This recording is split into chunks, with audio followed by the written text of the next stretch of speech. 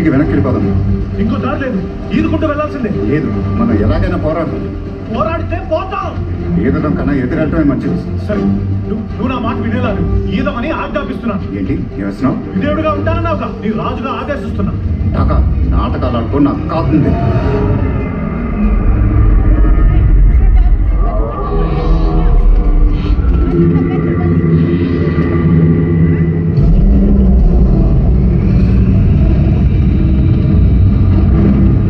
ఈ ఇద్దరులో నా కొడుకుని చంపింది ఎవరు? నేనే.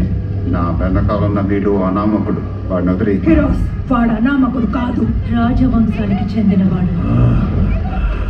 వాసి రక్తం ఇంకా మిగిలే ఉందా?